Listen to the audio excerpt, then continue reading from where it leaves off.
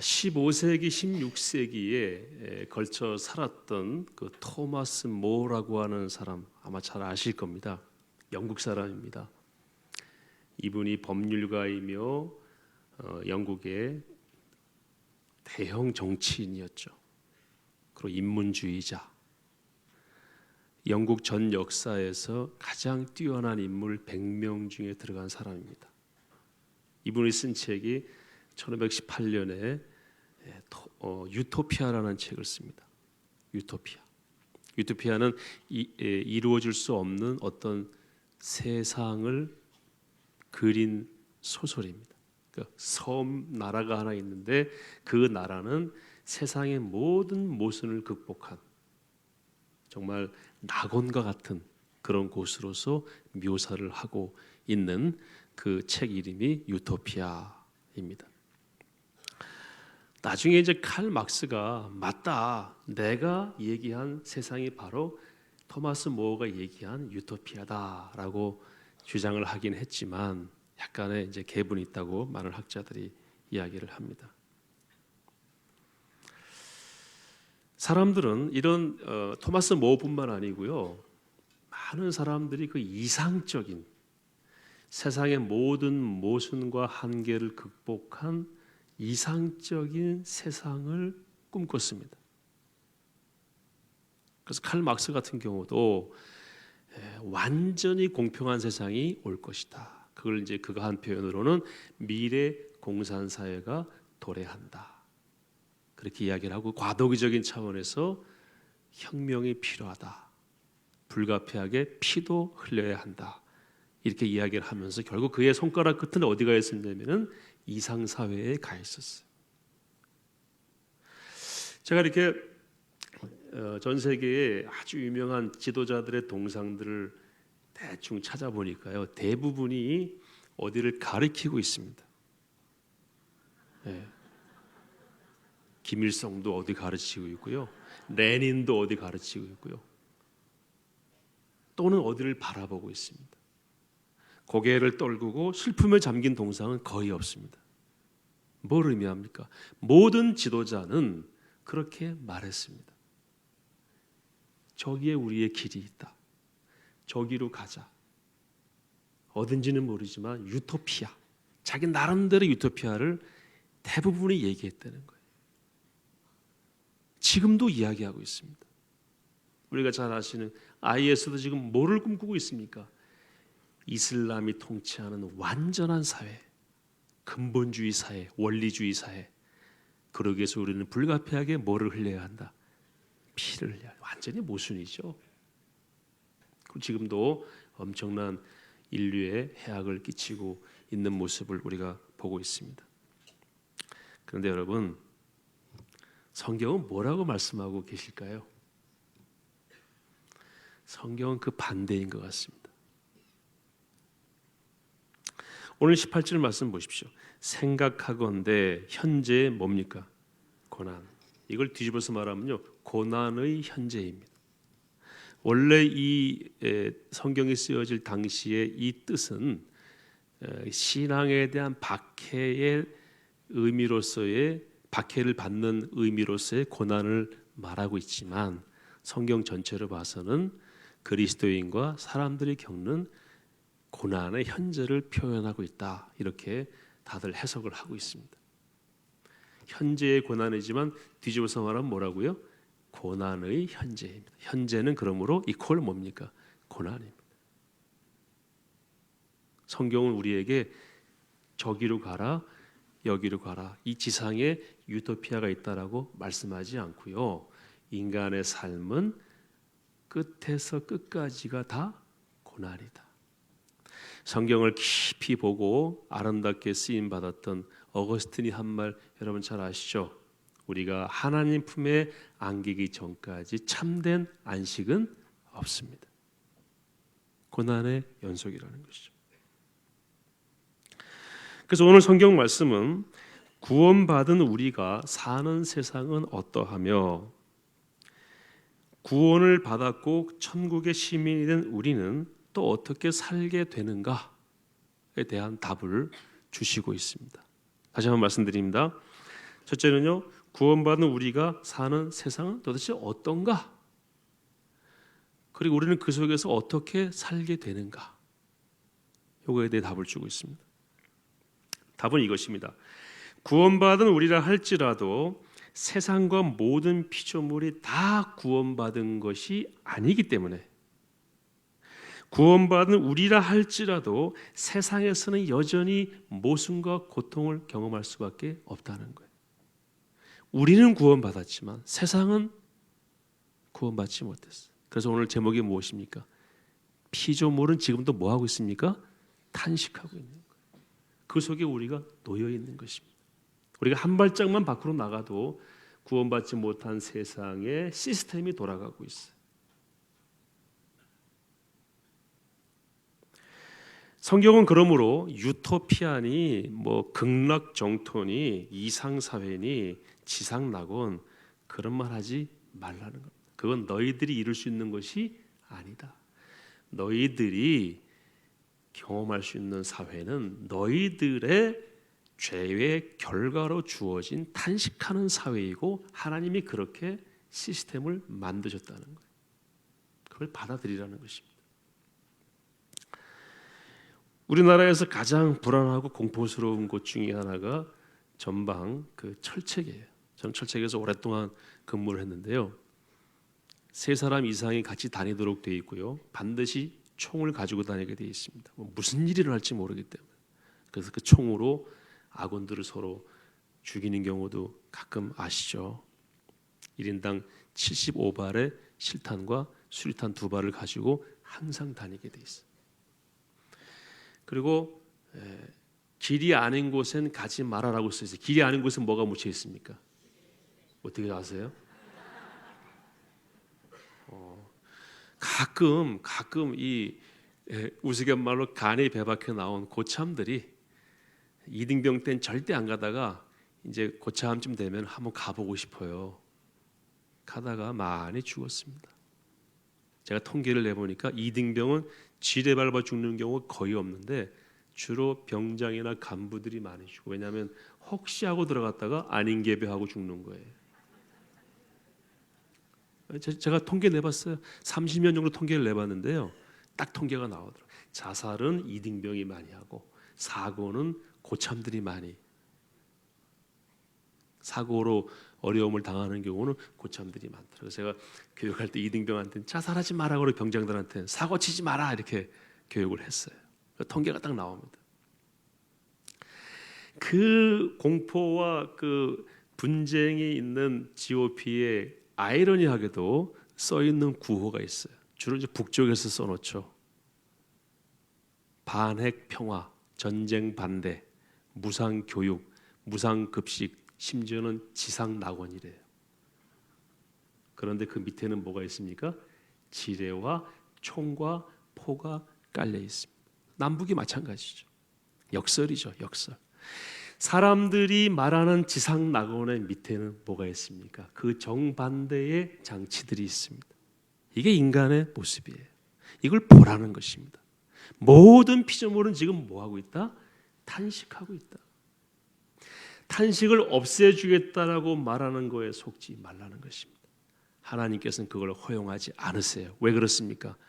우리가 죄의 결과, 하나님을 떠난 것에 대한 결과를 하나님이 공짜로 모면시켜 주시지는 않는다는 하나님의 일종의 장치입니다.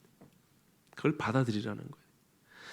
그래서 현실 인식을 깊이 하고 이러한 묵상을 깊이 하는 불신자라 할지라도 이런 묵상을 통해 다시 하나님께로 돌아오는 경우가 종종 있습니다.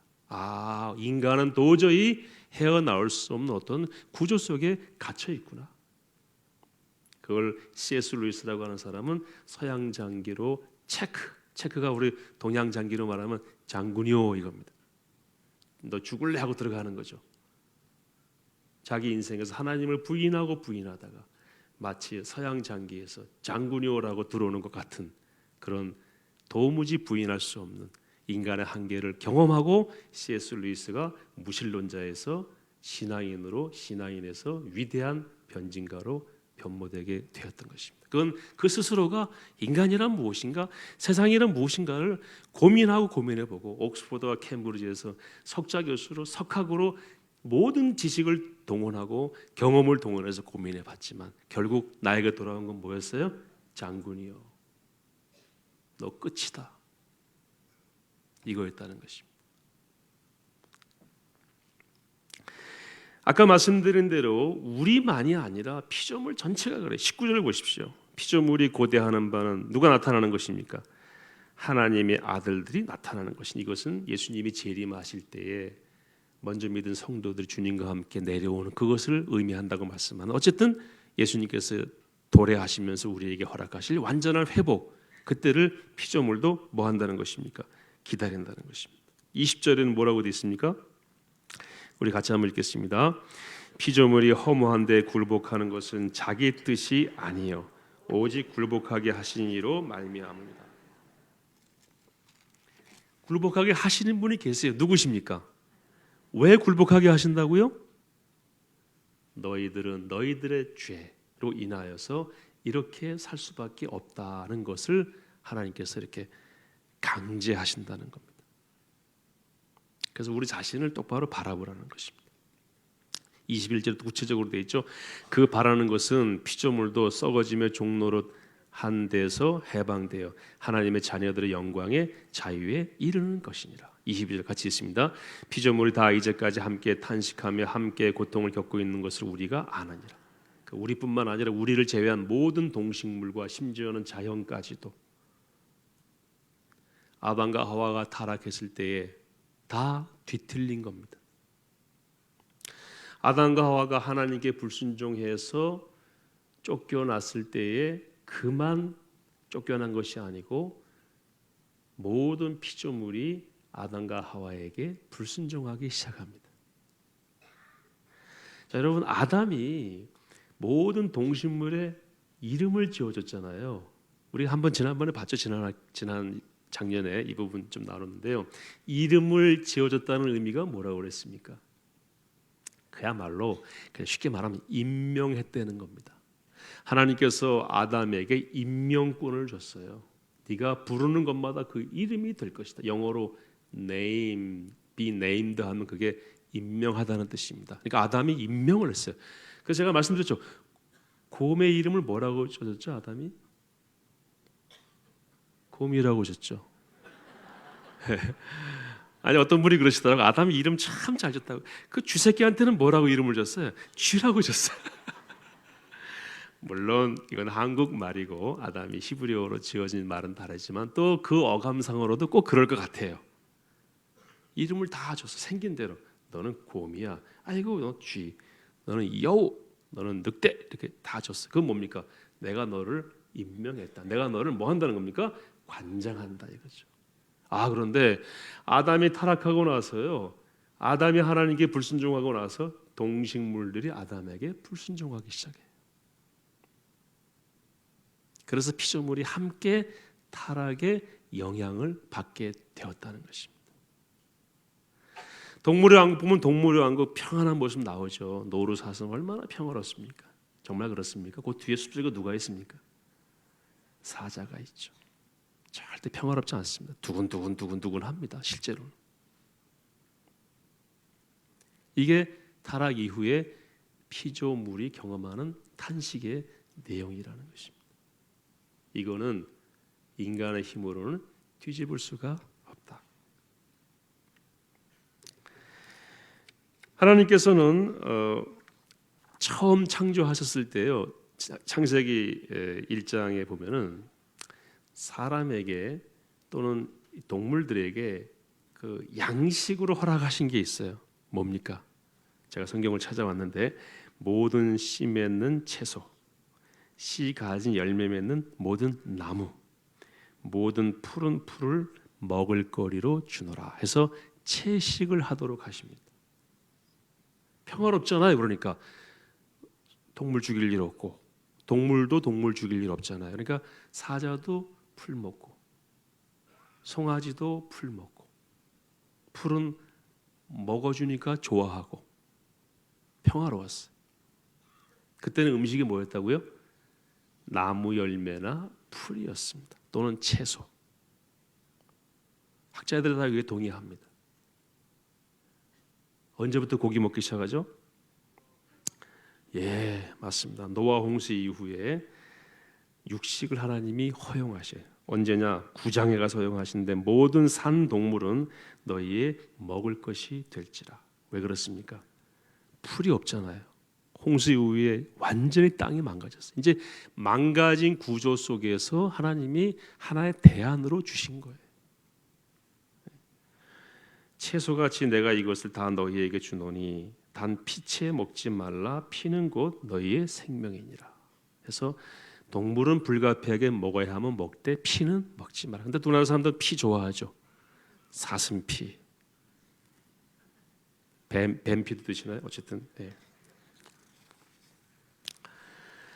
근데 성경은 이사야 11장에 보시면요, 세상이 이제 완전히 변해서 정말 성경에서 말하는 천국이 도래하면은 어떤 일이 벌어질 거냐고 말씀하시냐면은 이사야 11장 6절 그때에 이리가 어린 양과 함께 살고 표범이 어린 염소와 함께 누우며 송아지와 어린 사자와 살찐 짐승이 함께 있어 어린 아이에게 끌리며 어린 아이들이 그 송아지 위에 올라타고 사자 표범 위에 올라타 가지고 귀 막 끌고 데리고 다니는 거예요. 사자 이리 와. 사자가 좋아해요. 7절에 보시면 암소와 곰이 함께 먹으며 사자가 소처럼 뭘 먹습니까? 풀을 먹는다고 그랬어요. 처음으로 돌아가는 겁니다. 그다음에 9절에 언제냐면 그때가 언제냐면 내 거룩한 산 모든 곳에서 해됨도 없고 상함도 없을 것이니 이는 물이 바다를 덮음같이 여호와를 아는 지식이 세상에 충만할 것임이니라. 이것은 하나님이 주시는 천국이 도래했을 때를 상징적으로 표현하는 것이니까 뒤집어서 말하면 원래 아담과 하와가 타락하기 전에 어땠다는 것입니까? 이랬다는 거예요. 아담과 하와가 이리 와 그러면 오고 저리 가 그러면 저리 가고 같이 뛰어놀고 풀 먹고 피를 볼 일이 없었다는 거예요. 그때가 다시 도래할 것이다. 이런 말씀을 하고 있는 것으로 보아서 지금 피조물이 그때에 비해서 얼마나 탄식하는 구조 속에 있는가를 보여주고 있는 것입니다. 그 이후에 인간이 계속 타락하죠. 보세요. 9장에서 홍수에서 겨우 살아남았어요. 노아의 아들 셈, 함, 야벳이 있었죠. 겨우 살아남았잖아요. 홍수에서. 그런데 바로 함이 뭐 받습니까? 아버지에게 저주를 받아. 바벨탑을 쌓다가 언어가 갈라지게 되고 조금 지나면은 아브라함이 소돔과 고모라 성이 무너지는 것을 보고도 아무 소리도 못해. 왜냐하면 거기에 뭐가 없었기 때문에 의인 10명이 없다라는 이유 때문에 하나님이 멸망하셨기 때문에 아브라함은 궁극적으로 말을 못하고 멸망되는 걸 보는데 거기서 겨우겨우 살아남은 사람이 누구였습니까? 롯이 두 딸과 근친상간해서 아들을 낳잖아요. 그 아들이 모압 암몬인데 그 사람도 또 이스라엘을 칩니다. 그러니까 뭡니까 지금 완전히 인간의 역사는 어떻게 된 겁니까? 헝클어진 거예요. 헝클어진 거예요. 여기에 방법이 있을까 가면서 또 한 번 헝클어 놓고 그럼 이렇게 한번 가보자 가면서 또 한 번 헝클어 놓고 이 굴레에서 벗어날 길이 없다는 것입니다. 그러면서 또 제시하는 게 뭐예요? 유토피아가 여기 있다. 파라다이스가 여기 있다. 그거 다 답이 아니라는 것입니다. 지금도 그때나 똑같습니다. 여러분 이런 인간이 뭔들 못하겠습니까? 제가 어제 순장반 할 때 좀 말씀드렸는데 어제 신문 나왔으니까 제가 말씀드리는 거예요. 신문에 보니까 그 IS가요 어린아이들 데려다가 전사로 키우는데 다 납치한 아이들이 대부분이 사람 죽이는 걸 자꾸 보여주고 죽이도록 하기도 하고 심지어는 목을 잘라가지고 그걸 축구공으로 공을 차라고 그런대요. 정말 끔찍하죠. 근데 인간은 다 할 수 있어요. 자기들은 그걸 뭐라고 생각하는 겁니까? 하나의 길이라고 생각하는 거예요. 그거 옛날에도 다 있었습니다. 제가 자료를 찾아보니까 세상에 있는 모든 동물 중에 인간을 가장 많이 죽인 동물이 있더라고요. 뭐겠어요? 예? 사람이라고 말씀하시는 어르신들은 정말 역사를 정확하게 보시는 분이에요. 사람은 2위고요. 1위가 모기더라고요. 여러분 모기 무시하시면 안 됩니다. 월등하게 1위예요. 여름에 바닷가 가실 때 야 상어 조심해라 그러시죠? 상어는 10위 꼴찌예요. 1년에 단 10명 정도만 죽입니다. 전 세계에서. 모기는 72만 5천 명 1년에. 물론 모기가 물면 사람이 죽는 게 아니고 그 모기가 무는 걸 통해서 결국 죽게 되는 바이러스. 지금 남미에 뭐가 있죠? 뭐 지카 바이러스 뭐 그런 식이죠. 72만 5천 명. 두 번째가 인간이에요. 1년에 인간을 직접 죽이는 숫자가 47만 5천 명. 2위입니다. 2위. 그래서 모기만 없고 인간만 없으면 사람이 거의 죽을 일이 없어요. 인간은 별짓 다 합니다. 이 구조 속에 우리가 들어와 있는 거예요. 그 사람들 세상을 지금 장악했습니다. 그러니까 우리가 고난이 있겠어요, 없겠어요? 그 찬송가도 그런 거 있잖아요. 죄 많은 이 세상은 내 집안이요. 저 천국 없으면 나 어떻게 하나. 이 찬송이 나온 이유가 있습니다.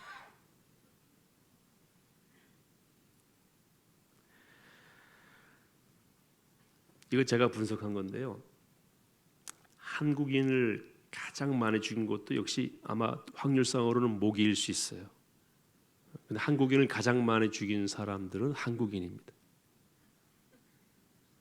한국인의 최대의 적은 한국인입니다. 어디 가서 한국인 만나면 도망치셔야 됩니다. 무슨 말씀이냐면 우리는 이런 구조 속에 있다는 거예요. 이거를 헤어나오려고 하는 조치마다 뭐 하는 거라고요? 다시 헝크는 것입니다. 헝큰다고 그러죠? 영어로 죄송합니다. mess up이라고 그래요. mess up. 막 뒤죽박죽이에요. 뒤죽박죽.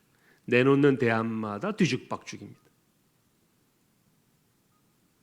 인정하십니까? 이런 세상에서 우리는 참 그래도 잘 살았어요. 죄 안 짓고 그리고 깨끗해서 하나님이 우리를 귀엽게 보시고 구원하신 거 맞습니까? 아니죠. 우리도 쓰레기 더미에 던져져 있었는데 하나님이 당신의 사랑과 완전한 손으로 그분이 선택하시면 다시 누구도 이 일을 제기할 수 없는 절대적인 권한으로 우리를 끄집어 내신 거예요.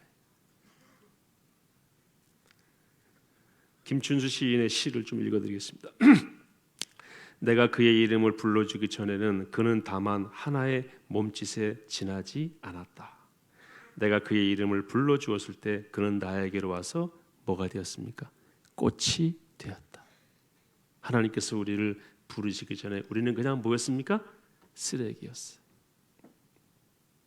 그가 내 이름을 불러주셔서 우리가 뭐가 된 것입니까? 꽃이 된 것입니다. 그거밖에 변한 게 없습니다. 세상은 역시 지금도 뭡니까? 쓰레기 더미입니다. 그 속에서 다 힘들어해요. 그러면서 또 살 길을 찾으려고 그러는데 쓰레기 더미에서 헤엄치는 것밖에 아니라는 겁니다. 그러면서도 뭐를 제시합니까? 유토피아를 제시한다. 속지 말라는 겁니다. 세상도 그렇지만 또 나를 괴롭히는 게 있는데요. 내 자신의 이 몸이에요. 내가 아프면 누가 아픈 겁니까? 내가 아픈 거예요. 지금도 우리 어르신들이 병원에 많이 계십니다. 허리, 다리, 무릎, 뼈, 머리, 내장, 간장, 간, 위, 췌장, 그다음에 그 피에 관계되는 혈관, 그 피에 관한 질환, 그 혈액에 관한 거, 다 누가 아픈 겁니까? 내가 아픈 거. 이게 또 우리를 힘들게 합니다. 헤어나올 길이 있습니까? 없습니까? 없습니다. 딱 하나 소망이 있어요. 그건 뭐냐면은 하나님께서 우리에게 천국의 소망을 주셨다는 겁니다. 어떤 눈물도 없고 고통도 없는 그 날을 우리에게 이미 주셨어요. 그게 우리의 소망입니다. 세상이 이렇게 힘들고 어려운데 우리는 그러면 어떻게 살 수 있는가? 답이 있더라고요. 답이 있어요. 어디에 나와 있냐면은 우리 읽지 않았습니다. 26절에 나와 있습니다. 26절 한번 성경 가지고 계신 분들 한번 같이 읽어보겠습니다. 시작. 이와 같이 성령도 우리의 연약함을 도우시나니 우리는 마땅히 기도할 바를 알지 못하나 오직 성령이 말할 수 없는 탄식으로 우리를 위하여 친히 간구하시느니라. 아멘. 우리를 세상에 살게 하시면서 쓰레기 더미에서는 구해내셨지만 여전히 쓰레기와 함께 살아야 되는 우리를 보시고 누가 기도하십니까? 성령께서 뭐 하시면서 기도하시죠? 탄식하시면서 기도하신다. 우리의 회복을 위해서. 여러분 이거 믿으시기 바랍니다. 내가 상황 때문에 힘들어하고 내 자신의 연약함 때문에 힘들어하고 질병 때문에 힘들어하는데 성령님은 그걸 다 아시고 탄식하며 우리를 도우시려고 간구하신다고 말씀하고 있습니다. 27절 또 읽겠습니다. 마음을 살피시는 이가 성령의 생각을 아신다니 이는 성령이 하나님의 뜻대로 성도를 위하여 간구하심이니라. 하나님이 그걸 다 알고 들으신다는 거예요. 성령님은 하나님의 마음을 알고 우리를 위해서 뭐 하신다는 겁니까? 간구하신다는 거예요. 그래서 우리가 살 수가 있는 것이니까 여러분 힘들고 어려울 때마다 성령님께서 나를 위해서 탄식하며 간구하신다라고 믿으시면서 견디시기를 바랍니다. 이거 완전히 헤어나올 수 있다라고 말하면 뭡니까? 사기치는 겁니다. 성령님과 동행하며 견디며 나가는 것입니다. 그것이 완전히 해결되는 그날은 언제입니까? 천국이 도래했을 때, 우리가 천국에 들어갔을 때 그것은 사라질 것입니다. 마치 뭐가 되는 것처럼 사자가 풀을 먹는 것처럼. 그러면 왜 살아야 되는가? 아까는 어떻게 사는가는 성령이 도우시니까 살 수 있을 것 같아요. 그럼 왜 살아야 되는가? 예수님께서 주기도문 주실 때 그렇게 말씀하셨죠. 너희는 이렇게 간구하라, 이렇게 기도하라 하시면서 주의 나라여 임하옵시며. 기억나시죠? 나라에 임하옵시며. 그 뜻이 뭐냐면 주여 주의 나라여 임하옵소서. 영어로 may your kingdom come. 당신의 나라가 임하기를 바랍니다. 이런 뜻이. 우리는 이 땅에 소망을 두고 이 땅을 구하는 자들이 아니라 하나님의 나라에 소망을 두고 하나님의 나라를 구하는 자들입니다. 그래서 그 나라가 이 땅에 이루어지기를 원하고 그 나라의 성격과 그 나라의 질서와 그 나라의 체계가 우리 교회와 가정 가운데 이루어지기를 원하며 그 일을 위하여 노력하며 살라고 남겨놓으신 겁니다. 그 핵심이 교회와 가정입니다. 그래서 지난주에도 우리 이재관 목사님 말씀하셨지만은 교회는 천국의 모형입니다. 교회 들어오시면 일단 좀 다르잖아요. 그러나 여기에만 머물 수 없어요. 그래서 우리가 아픔을 인정하고 그 아픔 속에서도 탄식하며 기도하시는 성령님과 세상을 살아갈 수밖에 없는데 가정과 교회를 천국처럼 만들어가고 그걸 또 확대해서 세상도 천국처럼 한번 만들어 봐라 하는 숙제를 안고 여기에 살고 있는 것입니다. 마태복음 6장 33절에 다 아시죠? 너희는 먼저 그의 나라와 그의 의를 구하라. 그의 나라가 임하기를 구하며 살라는 것이. 그래서 우리의 이상은 어디입니까? 하나님의 나라. 하나님의 나라 질서와 가치가 교회와 가정과 할 수만 있다면 내가 사는 삶의 현장에 나타나도록 노력해야 될 책임이 우리한테 있고 그럴 의무가 있고 그러기 때문에 우리를 남겨놓으셨다는 것입니다. 그래서 교회에 와서 우리가 이 천국을 연습해야 됩니다. 교회 오면은 도시락이 모자라면 누가 안 먹습니까? 내가 안 먹죠. 사회 나가면 도시락이 모자라면 누가 안 먹어요? 네가 안 먹으라 그러죠. 이런 사회를 우리가 바꿔야 됩니다. 우리가 사회 속에 들어갔을 때에도 교회처럼 똑같이 행동하는 거예요. 도시락이 모자라면 어떻게 할까? 내가 안 먹을게요. 아주 단적으로 예를 들면 이 손에 누가 볼까요? 내가 볼게요. 당신 세상을 포기했는가? 아니야. 나는 세상을 포기하진 않았지만 나는 하나님 나라를 더 귀하게 여기고 나는 그 나라에 속해 있기 때문에 그 나라의 방식대로 살고자 노력할 뿐이다. 이런 마음의 고백으로 그렇게 산다면, 그걸 바라보고 사람들이 변한다면 그게 우리가 살아있는 이유가 된다는 것입니다. 그렇게 궁극적으로 하나님께 뭐가 되는 것입니까? 영광이 되는 것이죠. 이래서 우리가 사는 거예요. 우리 세상 다 진단해봤어요. 세상은 뭐다? 헝클어진 쓰레기 더미와 같다.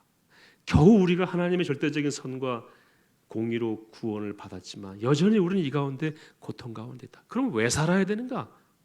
바로 하나님의 나라의 도래를 꿈꾸며 그 나라를 구현하기 위해 사는 것이고, 그렇게 살게 하시기 위해서 성령께서는 우리를 위해서 탄식하며 간구하시고 도우시니까 걱정하지 말아라라는 것입니다. 너무 늦게 아셨죠? 이거 젊으실 때 아셨으면은 정말 하나님 나라를 위해서 멋지게 사세요. 늦지 않았어요. 지금도 충분합니다. 지금도 그렇게 사셔야 우리 손주 손녀들이 본받고 세상이 바뀌게 됩니다. 제가 군목으로 있을 때 강원도 인제 원통 그 전방에 근무할 때 밤 12시에 병사가 전화가 왔어요. 목사님, 저 자살하고 싶다고. 그래서 밤 12시에 저 전방 안에 있고 저는 후방 지역에 사단 본부 지역에 있으니까 갈 수가 없어가지고 일직사령한테 그 병사 밤새 감시 잘하라고, 어디 가면 꼭 따라가고 뭐하면 두 손 두 발 다 묶어 놓으라고. 혀를 깨물고 자살하잖아요. 그래서 혀에다가도 뭐 이렇게 물려 놓으라고 그랬어요. 만약에 자살하려고 그럼 머리 들이받고 자살하는 경우도 있기 때문에 투구 씌워 놓으라고 그랬어요. 하여튼 모든 안전장치를 다 알려주고 절대 걔를 보호하라, 그 병사를 보호하라. 다음날 아침에 갔더니 제가 그 병사라도 자살하겠더라고요. 아버지가 7번째 여인과 살고 있는데 마지막 말년 휴가. 여러분 병사들은요 죽어가다가도 휴가하면 깨납니다. 다 죽은 병사도 전역해라 그러면 다 깨나서 집으로 갑니다. 걸어서. 좀 제가 과장해서 말씀드리면 그 좋은 말년 휴가, 전역하기 한 달 전쯤에 벌어진 그 좋은 말년 휴가를 갔는데 집에 갔더니 7번째 엄마가 와 있네요. 자기는 알지도 못해요. 20살 아이가 7번째 엄마를 경험했으면 그 마음이 어떻게 됐겠습니까? 완전히 헝클어진 거죠. 피조물의 탄식의 정점에 오른 겁니다. 휴가를 갔는데 집에 못 들어갔어요. 아버지가 눈치 주고 어머니가 눈치 주니까. 그래서 친구 집에서 보름 가까이 전전하다가 왔는데 문제는 뭐냐면은 아버지가 자기 아들 이름으로 휴대폰을 개설해서 거기에 뭐 이것저것 다 써가지고요 150만 원 정도의 빚이 있는 거예요. 자기 이름으로. 이게 사회에 나가면 갈 데도 없고 뭐가 있어요? 빚만 있는 거예요. 근데 이게 한두 번도 아니고 20년 가까이 이 일을 경험하고 나가도 아무 소망이 없어.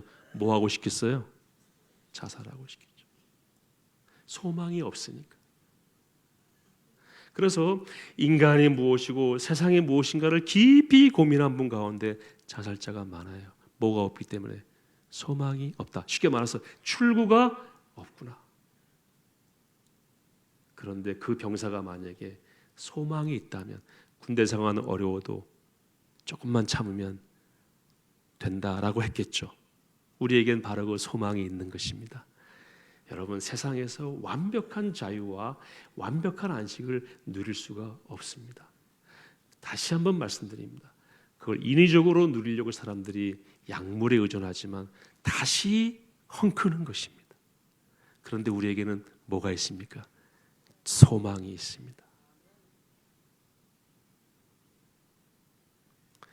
이 소망을 다시 한번 마음에 새기시고, 그래도 우리에게 최고의 가치는 하나님의 나라다.